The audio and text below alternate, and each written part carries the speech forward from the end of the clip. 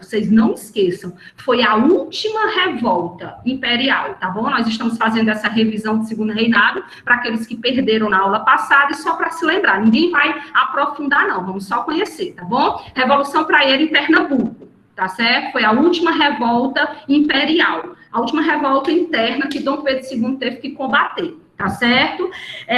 Começa a crescer aí as oligarquias cafeeiras, o café começa a se desenvolver, meu povo, vocês vão ver aí, e vai só aumentar a importância do café para o Brasil como produto exportador e tudo, mas começa aí no Segundo Reinado, tá certo? Vai ser reorganizada as guardas nacionais, né, os ministérios, o código criminal, processo criminal, né, quem gosta aí de direito penal, dessa área aí, tá certo? Na estrutura política vai ter muitas reações e oposições a Dom Pedro II, como, por exemplo, os liberais mais radicais, mais exaltados, como os lá de Pernambuco, de São Paulo, de Minas, né? Vai ter muita oposição também a Dom Pedro II, mas vai ser pior no final, vocês vão ver como vai ser pior no final, tá certo? Pode passar, é só uma revisão. Olha aí o café, volta só aí bem rapidinho, Laura. Olha o café como produto, né, que vai ascender. Vocês lembram que o açúcar, né, estava em decadência, tinha a borracha, tinha outros produtos, mas o café começa a ganhar um espaço e um destaque muito forte aí no Vale do Paraíba e no Oeste Paulista. E vocês vão ver que na Primeira República o café vai ser assim um produto importantíssimo para a economia. A Era Mauá, como eu disse, quem assistiu o filme vai entender todo esse capítulo, né, da história do Segundo Reinado com a Era Mauá, né, com o Barão de Mauá, onde ele vai desenvolver fortemente a industrialização, o nacionalismo também, a industrialização aqui no Brasil. Por exemplo, ele vai criar, como é, meu Deus do céu... Ele vai criar aquela coisa, o do navio lá, dos navios, né? A energia do Rio de Janeiro, que antes era só a óleo de baleia, né? E ele vai criar a rede elétrica, né? Que é fantástica. Ele vai ter usinas, vai ter muito desenvolvimento aqui no Brasil. E detalhe, ele vai ter oposição, vai ter fortemente oposição de Dom Pedro II. Ferrovias, verdade, Laura, pronto, vinha na cabeça, eu não conseguia dizer, ferrovias, portos, exatamente, e vocês sabem que ele era maçom, né, e ele teve muito apoio, né, dos grandes maçons da elite, e também de fora do país, né, ele conseguiu emprego. Tia Sara. Oi, pode falar, David. Ele também teve uma grande contribuição no sistema bancário. O banco, ele criou o Banco de Mauá. Verdade, exatamente, que era um concorrente do Banco do Brasil, e um dos maiores da América Latina, viu, David? O banco dele, ele era banqueiro, era empresário, né? Inclusive, ele pagava os salários dos seus empregados, né? Não sei se vocês viram no filme. É muito interessante. Ele era um visionário, um empreendedor, na verdade, né? E se você conhecer a origem dele, aí é que você fica encantada e encantado com ele. Deixa eu interromper aqui de novo. Ele também era a favor da abolição da escravidão, como a tia falou aí que ele pagava os seus funcionários. Ele não era mesmo a favor da escravidão. Ele tinha alguns escravos, aí existe uma polêmica dele, de alguns biógrafos, quem escreveu as biografias dele, diz que ele tinha alguns escravos. No entanto, ele era, sim, a favor de acabar com a escravidão e assalariar o trabalho, a mão de obra, né? Tanto que ele pagava, sim. E ele tem uma relação muito interessante com um escravo dele, não sei se vocês viram lá no filme.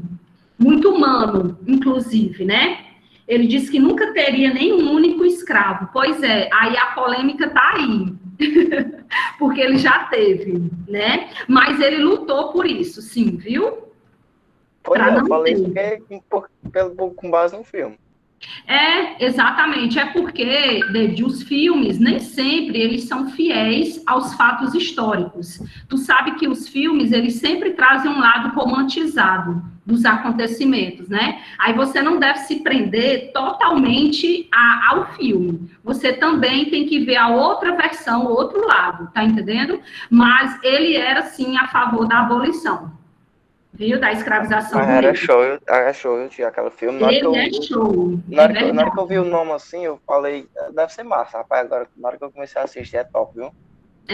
E quando você vê, né, David, que ele consegue, por meio de estudos, ele vai estudar, ele vai aprender o inglês que ele não sabia, né, e você vê que a partir dos estudos, ele passa a ter conhecimento, inteligência, estratégia e consegue se tornar um barão, né, receber o título de barão, se tornar um banqueiro, se tornar um empresário, um empreendedor, né, e a desenvolver esse é o primeiro a desenvolver a industrialização no Brasil. Que pena que ele não conseguiu por conta da oposição dos grandes latifundiários. Vocês sabem, né, meu povo, que quem mandava ali eram os grandes latifundiários. Aí o Brasil era basicamente agrícola, né? E quem tinha essas terras não queria o desenvolvimento industrial do Brasil, não é?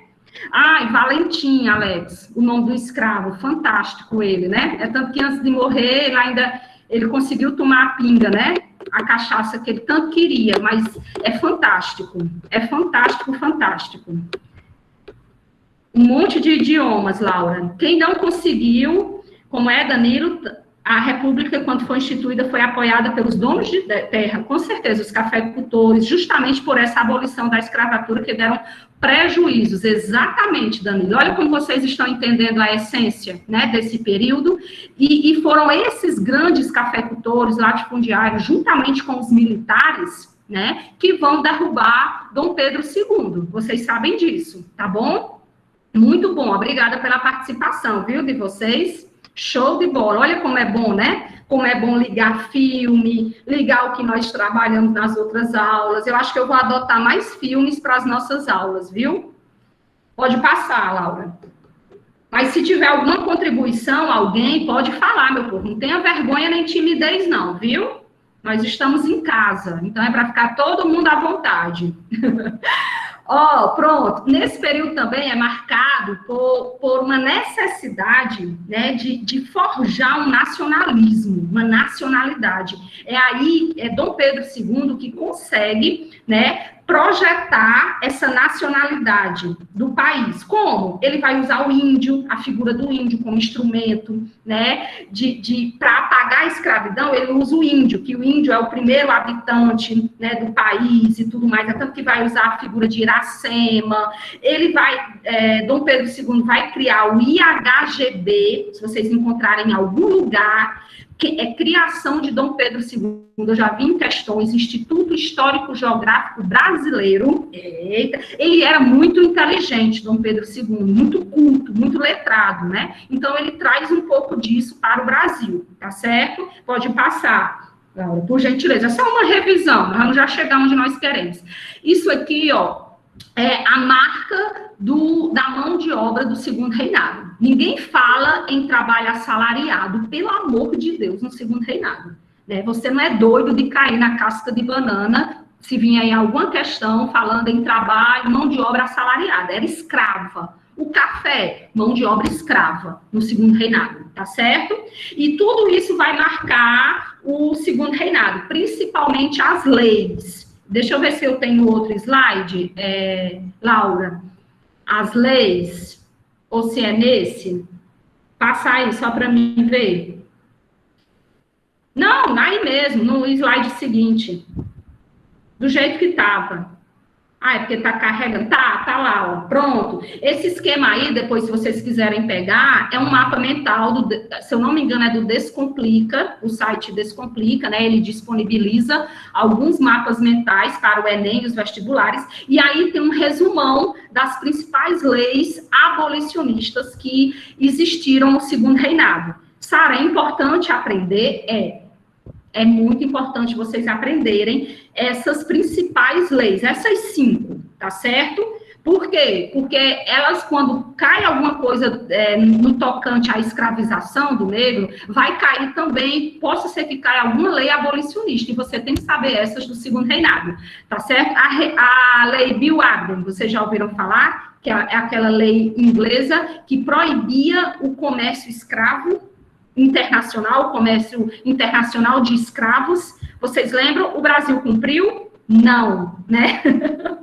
O Brasil continuou traficando? Continuou. Que o Brasil não é um bicho, brasileiro não é bicho sem vergonha, que dá um jeitinho, né, para tudo. Então, ele vai continuar traficando. Só em 1850 é que o Brasil, com a lei Eusébio de Queiroz, vai por fim ao comércio de escravos no território brasileiro, tá bom? Mas vai ter tráfico clandestino. Tá bom, meu povo? Vai ter tráfico clandestino, sim. Viu? Aí vem a lei do ventre livre. Vocês já ouviram falar nessa lei? Quem já ouviu falar nessa lei?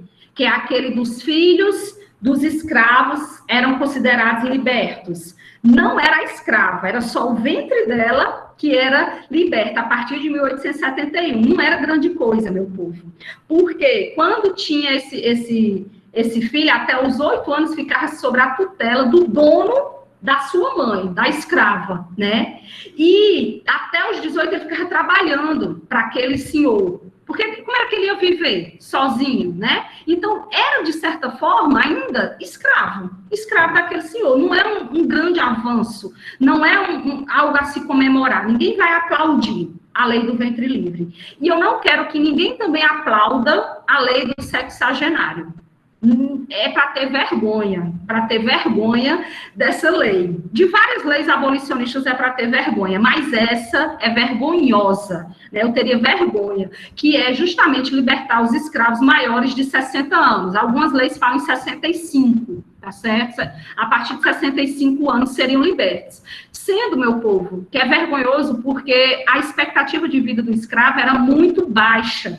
Muitos não chegavam nem até 30, né? Alguns falam em 25 anos, 30, 35. Então, era uma lei que não fazia muito sentido. Os poucos escravos que chegavam aos 65 anos de vida, eles estavam acabados, os coitados, né? 65 ou mais, Alex. Alguns falam em 60, aí outros dizem a partir de 60, tá bom? Mas não se preocupe com o número exato, não, tá bom? A partir de 60 anos já entraria na lei do sexagenário, mas muitos historiadores colocam a partir de 65 ou mais, é verdade, viu? Danilo, muito sofrimento, né? Os escravos, eles eram castigados, a gente sabe que o trabalho era cruel, né, que eles realizavam, então muitos nem chegavam a essa idade, não tem um... Sei lá, algum número, né? Tem que colocar algum número, olha o jeito. Como é, Laura? Tem que colocar um número?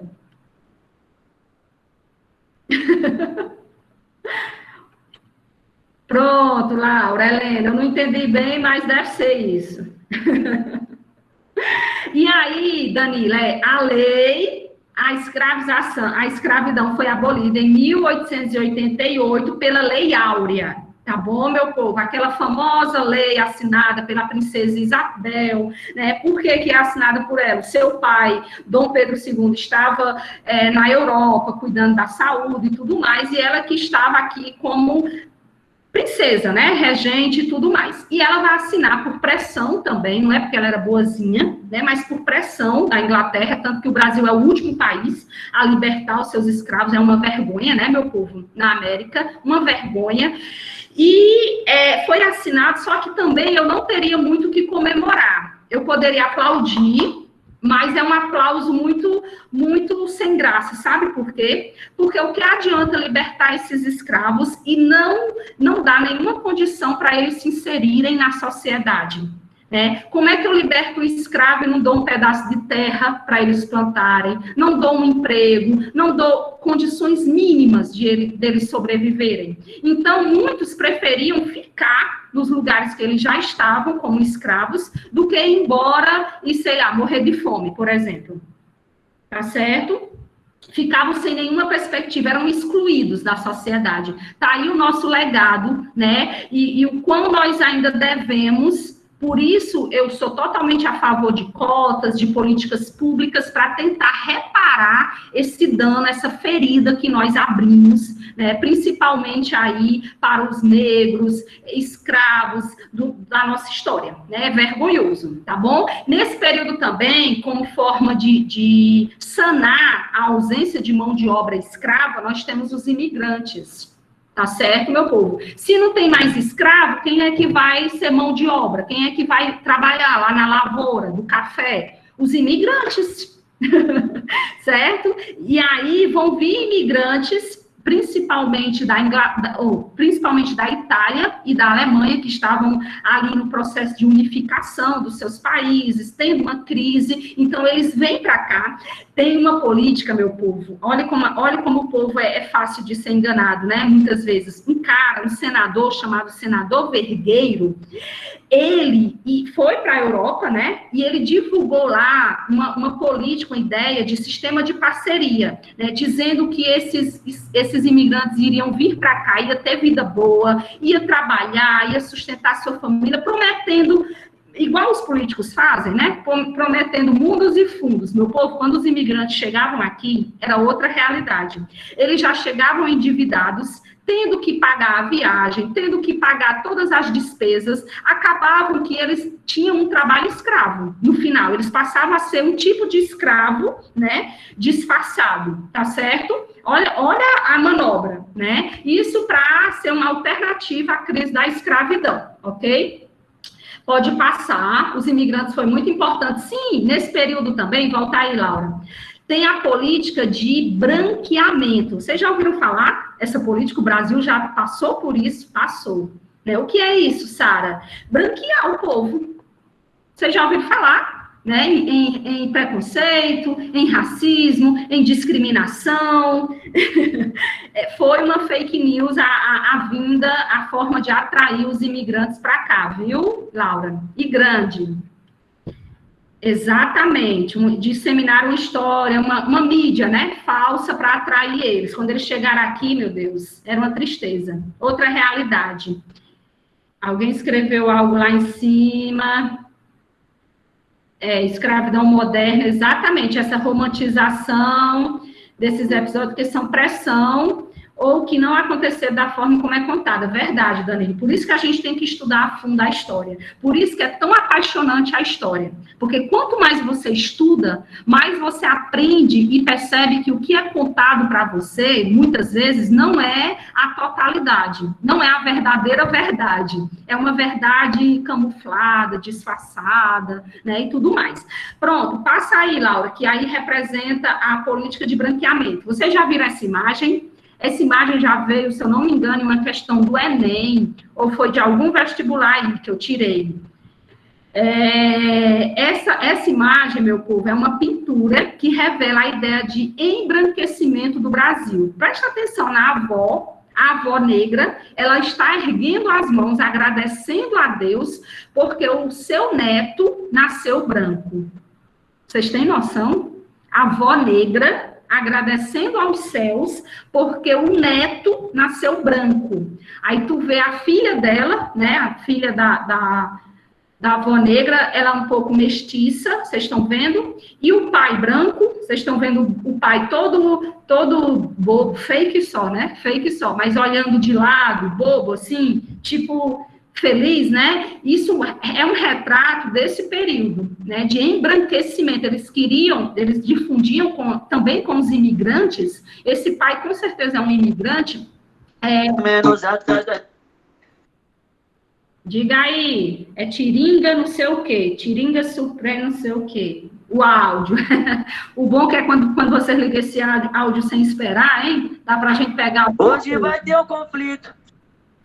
Qual conflito? Diga aí. Certo, meu povo? Pode passar? Deu para entender? Quem é? Tu é, Tomé? Não, vale, meu Deus. Tiringa, não sei quem é Tiringa, meu Deus. Quem é Tiringa? Passa aí. É bom que anima, né? Vai ter conflito. Vai ter já um conflito grande. Dê aí, João Marcelo. Não sei quem é.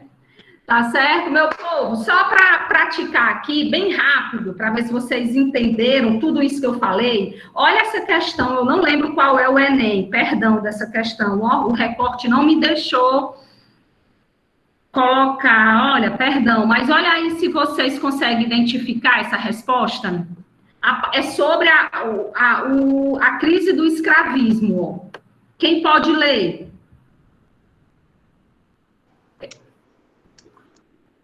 Lê, Tiringa. Tiringa foi sair. Tiringa Supremo. Eu vou descobrir quem é. Ó, meu povo, a dependência regional maior ou menor da mão de obra escrava teve reflexos políticos importantes no encaminhamento, né, da extinção da escravatura, mas a possibilidade, a habilidade de lograr uma solução alternativa desempenharam ao mesmo tempo um papel relevante. Sobre a crise do escravismo, expressava a difícil questão em torno da substituição da mão de obra, que resultou em quê? Na constituição de um mercado interno de mão de obra livre, meu povo, constituído pelos libertos, uma vez que a maioria dos imigrantes se rebelou contra a superexploração do trabalho. Letra B, no confronto entre a aristocracia tradicional, que defendia a escravidão e os privilégios políticos, e os cafeicultores, que lutavam pela modernização econômica.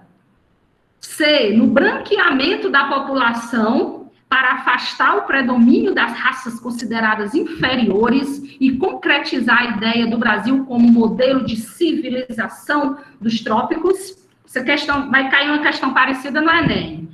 D, no tráfico interprovincial dos escravos das áreas decadentes do Nordeste. A resposta já está dada, né, meu povo? É na adoção de formas disfarçadas de trabalho compulsório. Me dê aí a resposta. Se vocês encontrarem uma questão sobre imigrantes, no segundo reinado, né, sobre substituição da mão de obra escrava africana dos imigrantes, sobre branqueamento, vocês já deram a resposta. Exatamente. Laura, Ana Cristina, Everton, Danilo, Tomé, Glória, Éricles, João Marcelo, muito obrigada pela participação, viu? Show de bola. Alex. No branqueamento da população para afastar esse predomínio, raças consideradas inferiores? Qual é essas raças? A raça negra, né? Olha que crueldade. Tá vendo como a gente tem uma dívida muito grande, né, com o negro, né, com seus descendentes, porque olha a ferida que nós abrimos na nossa história. É para ter vergonha, tá certo, meu povo? E é para a gente reparar, sim, porque até hoje nós colhemos os frutos dessa mazela, né, que nós abrimos. Pode passar, Laura. Deixa eu carregar aqui o celular. Ou o computador. Pronto, pode. Aí, meu povo, olha o infeliz, olha Dom Pedro II, né? Ele, com essas várias mãos, representam pastas. Pastas, porque eram os ministérios que eles tinham, certo? Pode passar, nós já vimos algumas imagens. Exatamente, Danilo, nós escolhemos. O passado, ele está aqui no presente. Né, o passado está no presente. E eu só entendo o porquê de tudo que está acontecendo hoje, por que a gente tem tanta discriminação racial, por que nós temos tanta exclusão, por que nós temos tantos... por que o índice por exemplo, de negros nas universidades públicas é tão baixa, né? Subiu, teve um aumento com os programas, né, desenvolvidos atualmente, antes, mas não tinha. Por que presos negros, o índice é bem maior? Por que há uma exclusão tão grande? É de hoje? Não, é o legado, é o que nós colhemos do que foi feito lá no passado. Por isso que todo tipo de política pública, social, para reparar esse dano ainda é pouco. Eu acho pouco. As cotas são poucas, né? Tudo ainda é pouco, porque não compensa, não paga o que nós fizemos principalmente com os negros africanos e todos os seus descendentes. Tá certo? Deu para entender, meu povo? Porque aqui a gente já vai para a reta final. Tudo isso que eu falei para vocês foi um resumão do segundo reinado. Aquilo que de mais importante vocês precisam lembrar do segundo reinado. E só para fechar, eu garanto que agora nós vamos fechar o segundo reinado. Só para fechar, eu quero falar desse último capítulo, não menos importante, né? Mas é um capítulo muito importante da história do Brasil, que é a grande Guerra do Paraguai, tá bom? Já vamos tentar fechar aqui, tá bom? Foi a maior guerra da América do Sul. Ela vai acontecer de 1864 até 1870, tá certo? Todos achavam que duraria pouco tempo. Foi igual a Primeira Guerra Mundial. Todo mundo achou que ia durar pouco tempo, quando, na verdade, houve resistência, e cada país foi se envolvendo mais ao ponto de durar 6 anos. 6 anos, meu povo. Né? E foi uma das guerras mais letais, mais cruéis da contemporaneidade, tá bom? Com uma média de 450 mil mortes. Para a época, era um número devastador, tá certo? Vamos conhecer um pouquinho dessa guerra? Vamos entrar nessa guerra? Ó, aqui tem alguns dados, ó, 139 mil homens dentro de uma população de um pouco mais de 9 milhões, né, foram mortos, 50 mil soldados, aí tem alguns dados que você fica assim, meu Deus, né, foi tudo isso que aconteceu nessa guerra, pode passar. Esses prints que eu estou passando para vocês, é daquele site Nerdologia, vocês conhecem o Nerdologia? É um site fantástico, um canal, na verdade, é um canal, o cara é professor, mestre, e ele sempre traz curiosidades no seu canal, e eu achei assim, a aula dele, eu vou passar para vocês o link, a aula dele da Guerra do Paraguai, espetacular, foi a melhor aula que eu já assisti sobre esse assunto, tá certo? E aí ele traz justamente muitos dados, muitas curiosidades que os livros de vocês não trazem. Ele vai a fundo, ele aprofunda. Então, quem tiver curiosidade de conhecer um pouco mais sobre essa guerra, você vai adentrar aí nessa aula que eu vou passar para vocês, tá bom? Eu vou colocar lá no Classroom para quem tiver interesse de assistir. Meu povo, 75% da população masculina, só para vocês terem uma noção, do Paraguai, foi exterminada, foi cruel, principalmente o que o Brasil fez com o Paraguai, né? Praticamente deixou as mulheres aí órfãs, viúvas, sem pais, sem maridos, foi assim, devastador. Mas vamos deixar esses dados aí para depois, tá bom? Assim, era só para vocês terem noção da crueldade e ter a vontade, a curiosidade de conhecer essa guerra. Essa guerra, meu povo, contou com uma tríplice aliança. Vocês já ouviram falar em tríplice aliança? Foi na Primeira Guerra Mundial, né? Nós tivemos a aliança e a Entente, quem já estudou, né? Primeira Guerra. Mas na Guerra do Paraguai já tinha essas alianças entre os países. Olha que interessante, né?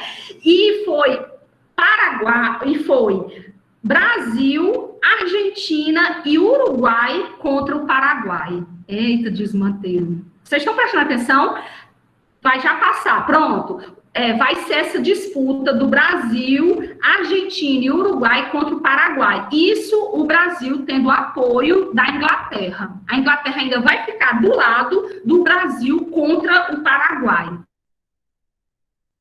A Inglaterra fica do lado do Brasil, tá bom? Aí, ó, pronto. Aí, assim, eu não vou me aprofundar, porque é muito extenso a história para dizer assim, como é que o Brasil se envolve? O Brasil, ele já se envolvia em intervenções nesses estados. O Brasil, ele já conseguia intervir nesses países para tirar, por exemplo, um governo que não era favorável para eles. E havia, nesse período, uma disputa muito grande pelo Rio do Prata. Vocês lembram? Aquela região platina, né? Então, era de interesse econômico também, né? Tanto do Brasil, Argentina, Uruguai, ter o domínio dessa região. O Paraguai também, né? Se eu não me engano, é o Paraguai que não tem saída para o mar, né? Então, eles tinham essa necessidade de ter esse domínio desse rio. E, por questões econômicas, políticas, eles vão se envolver nessa guerra Ninguém entra em uma guerra por acaso, meu povo. A gente entra com interesses. Interesses econômicos, interesses políticos, tá certo? E o Brasil estava repleto desses interesses. Sem falar que Dom Pedro II estava se achando. Ele estava nesse auge do nacionalismo, né, muito inteligente, considerava esses outros países bárbaros, né, e sem falar que o Paraguai já era independente, ó, há muito tempo, para você ter noção, né, e o Brasil ainda era uma república, o Brasil ainda era uma monarquia, e isso já ameaçava, incomodava muito o Brasil, que era monarquia, tá certo? Mas vai passando aí, passa aí, Laura, que eu não vou me aprofundar não, porque é muita coisa, mas assim, o que eu quero que vocês saibam é que o Brasil, ele vai intervir na política do Paraguai, tá bom? O Paraguai, ele vai contra-atacar o Brasil, né? Inclusive vai ter uma invasão do Paraguai pelo Mato Grosso, que vai ser chamada de primeira ofensiva, ainda aí no final de 64, só para vocês terem uma noção, tá bom? Vai passar aí, Laura, eu acho que é no outro slide, o Paraguai vai ocupar, ó, a província, sem tomar ainda Cuiabá, tá bom? Passa aí. Minas de metais preciosos na fronteira, o Paraguai desejava atacar à força, né, a principal do exército brasileiro, que estava lá no Uruguai, né, para isso precisava cruzar o território argentino para atacar, só que a Argentina não aceitou o Paraguai passar pelo território da Argentina. Olha o movimento, tá vendo? E aí a Argentina vai ficar do lado do Brasil, vai declarar apoio ao Brasil, né, nessa empreitada, tá certo? Aí tem um resumo, ó, o Brasil era uma monarquia, Dom Pedro II como imperador, tal. A Argentina já era uma república e o Paraguai era uma ditadura com o Solano Lopes, tá bom? Era uma ditadura e eles eram contra o Solano Lopes. Tá certo? E aí vai ter também a guerra argentina, vai ter um ataque lá, né? E lá que vai firmar esse tratado da Tríplice Aliança, a Argentina vai se juntar com o Brasil e com o Uruguai, tá certo? Contra o Paraguai, pode passar. É a maior treta, é o maior movimento. O Brasil apoia os colorados no Uruguai, tá certo? E os unitários na Argentina, que são contra o governo de Solano Lopes lá no Paraguai. É um movimento aí grande, meu povo, tá certo? Pode passar. Aí tem todo o desfecho da guerra, né, que é muito extensa, são 6 anos de guerra. Eles queriam essa livre navegação do Rio do Prata, né, do Paraná e tudo mais. E como toda guerra tem um estopim, né, que nós vamos ver a intervenção militar, ó, que derrubou os blancos do poder lá no Paraguai. Pode passar, Laura. Que é bem, vai ter o estopim, que é a primeira fase do conflito, ó. Primeira fase do conflito. Se o Paraguai enfrentasse apenas a Argentina e o Uruguai, provavelmente o Paraguai, meu povo, seria vencedor. Vocês sabiam?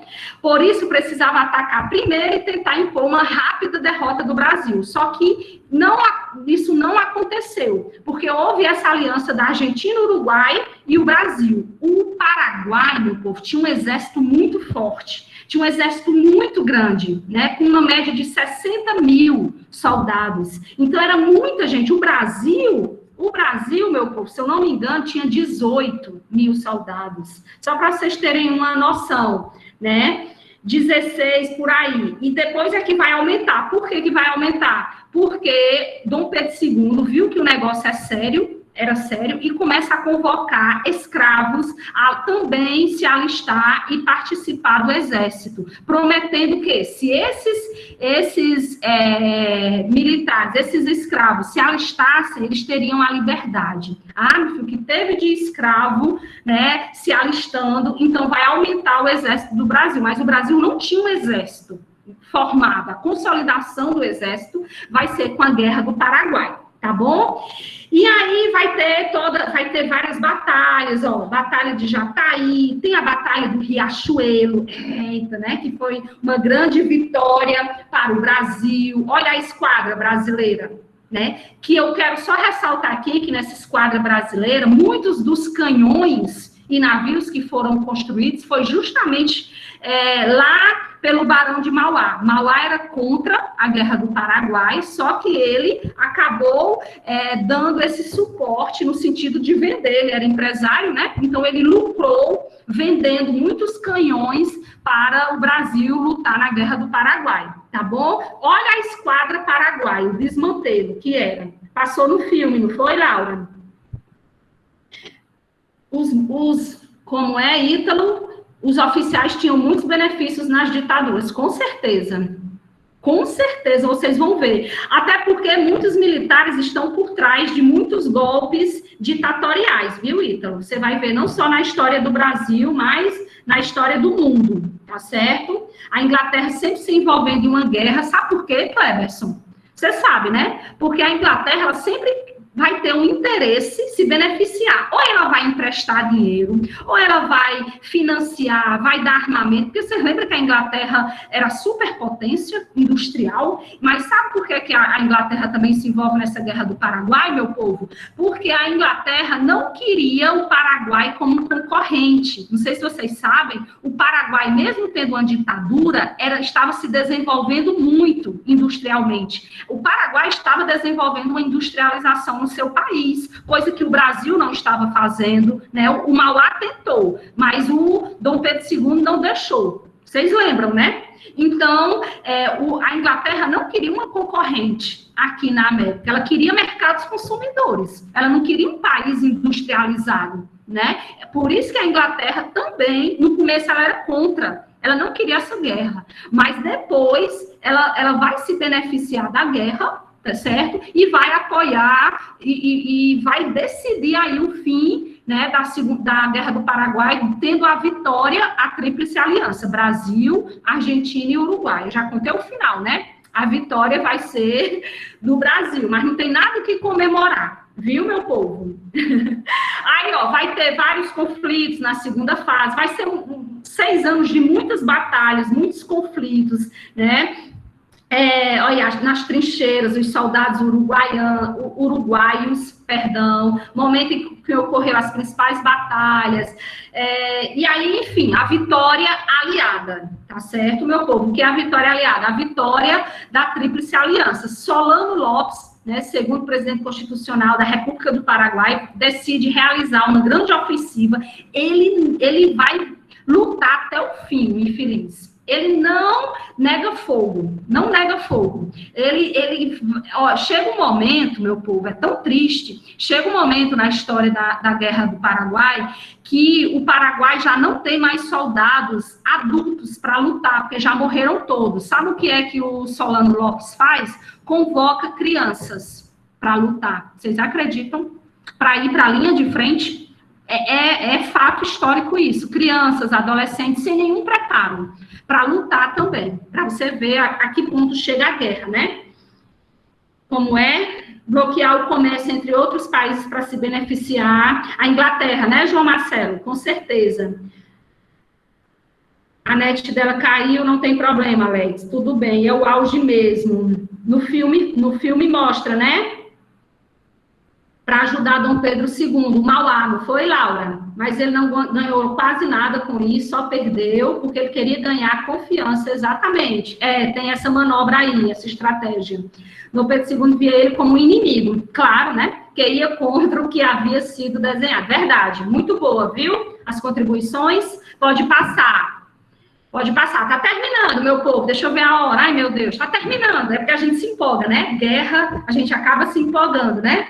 Mudança de comando, aí, ó, vem a Batalha de Curuzu, são várias, pode passar, já deu para entender a essência da guerra. É porque esse vídeo, ele é muito completo, aí eu quis fazer o print para me depois, inclusive, me aprofundar, estudar um pouco mais, tá bom? Pode passar, depois, se vocês quiserem ver com calma, certo? Pronto, terceira fase, ó, a terceira fase já são os últimos 14 meses do conflito. Já é o colapso do Paraguai, um governo provisório, Solano Lopes vai ter que, de certa forma, se refugiar, né, fugir para outro país, até ser perseguido e morto, vai ter as últimas táticas de guerrilha, e vai começar a procura, a caça pelo ditador, né, Paraguai, Solano Lopes. Pode passar. Mas ele é o cara, viu? Pronto, meu povo, a Argentina e o Uruguai se retiram, e as forças brasileiras eram lideradas pelo genro do imperador. Isso aqui é muito interessante, porque em janeiro de 69, já era para ter acabado, o Brasil ter saído, né? Só que continua, o Brasil não sai, tá certo? Fica até o final. A Argentina sai, o Uruguai sai, porque o Paraguai já estava devastado, mas o Brasil continua, o infeliz. Pode passar.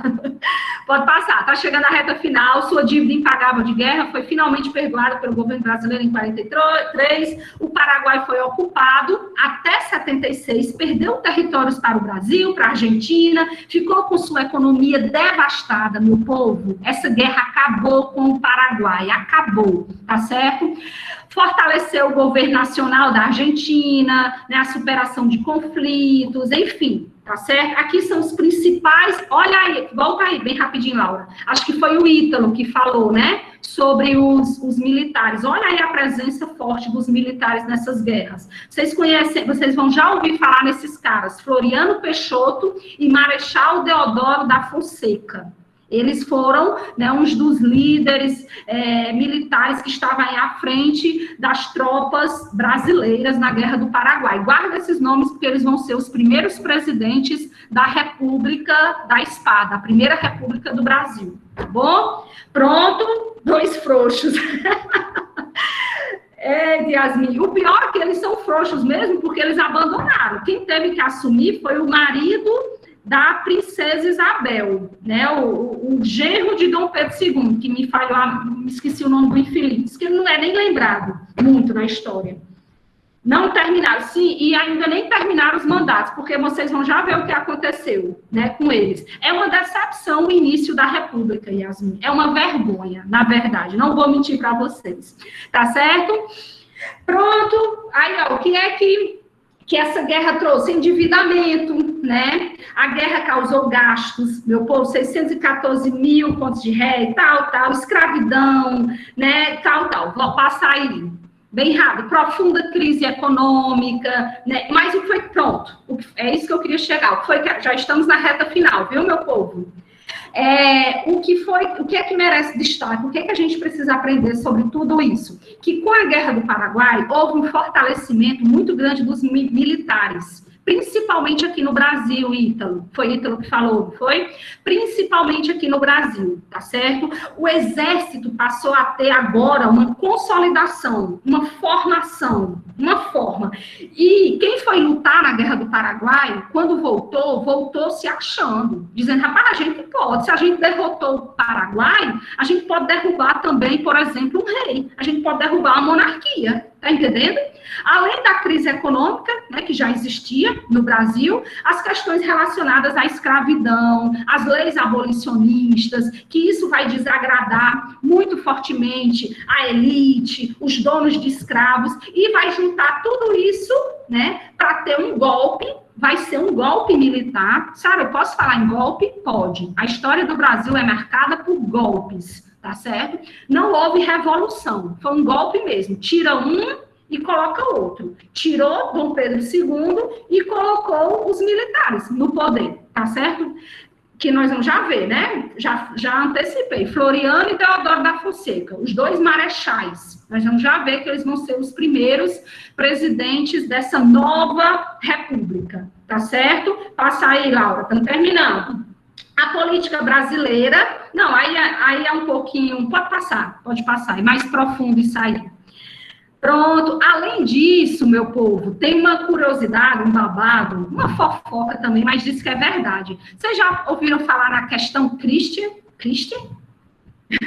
Alguém já ouviu falar nisso?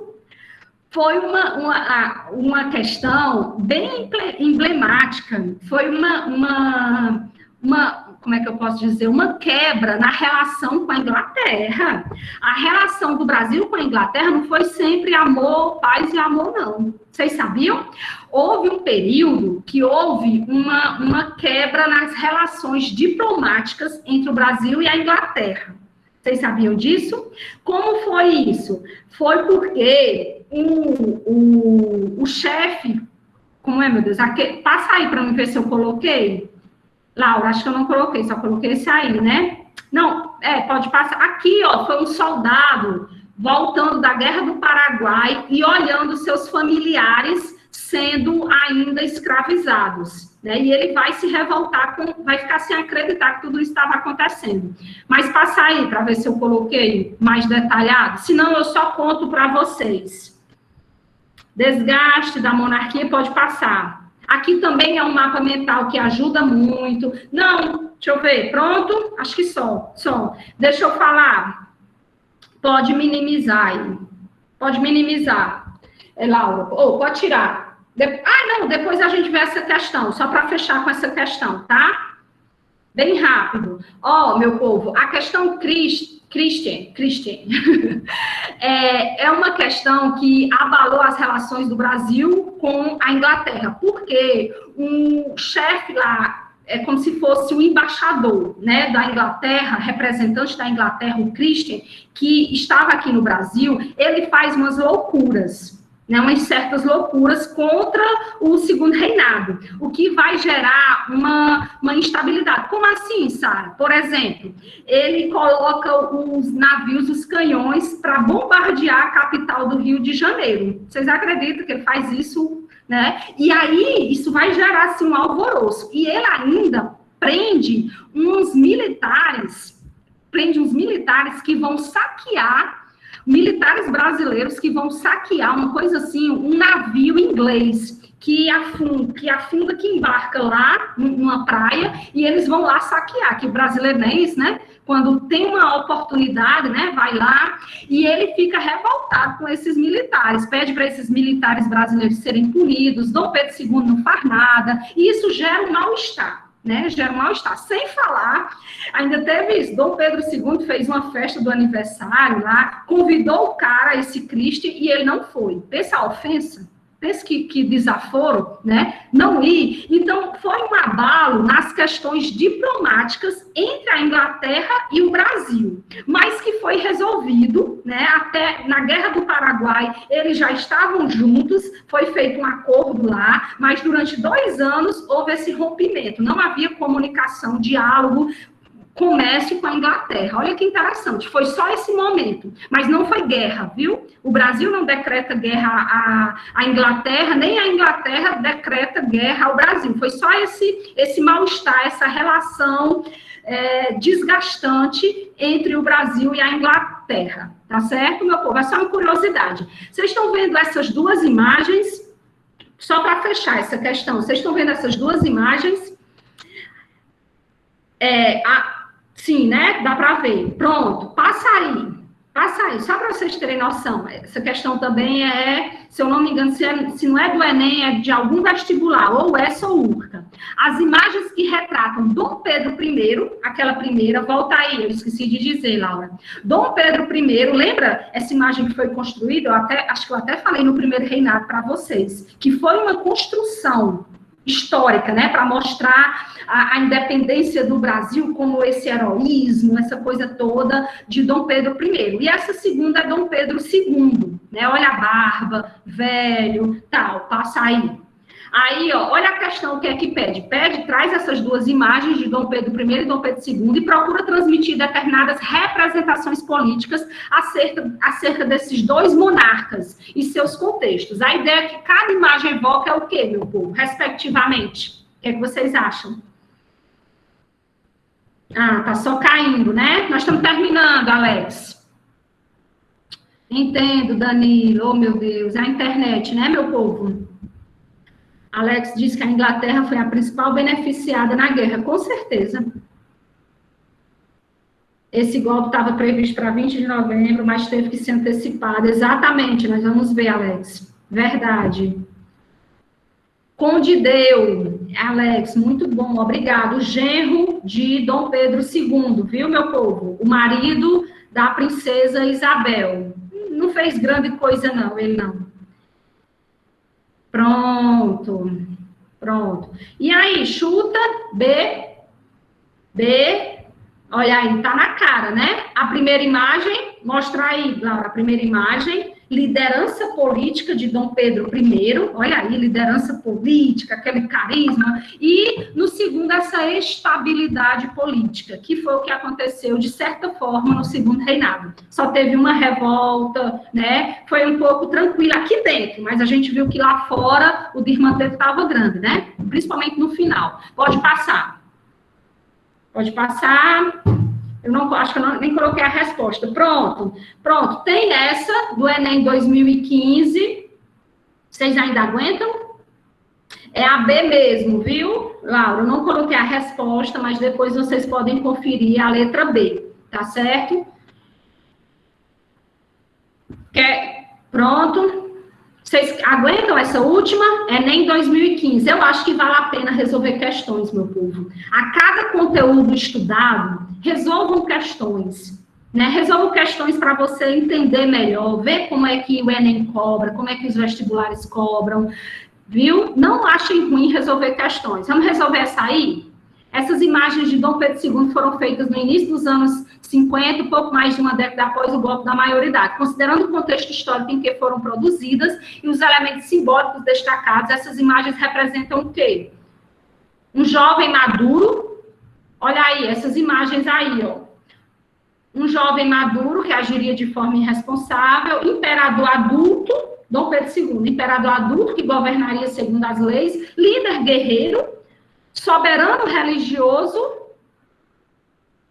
ou um monarca absolutista que exercia seu autoritarismo?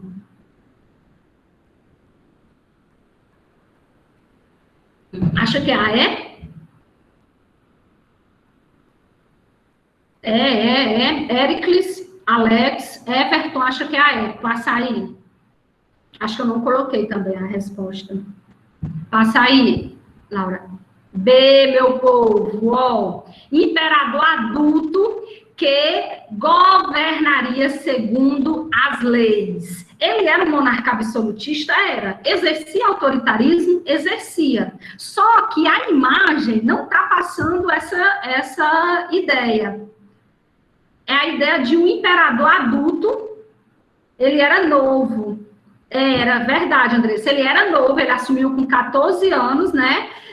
Não tinha nem 15 anos completo, e as imagens que eram construídas de Dom Pedro II era sempre a imagem de uma pessoa mais madura, mais velha, mais para dar uma certa, sei lá, confiabilidade e tudo mais.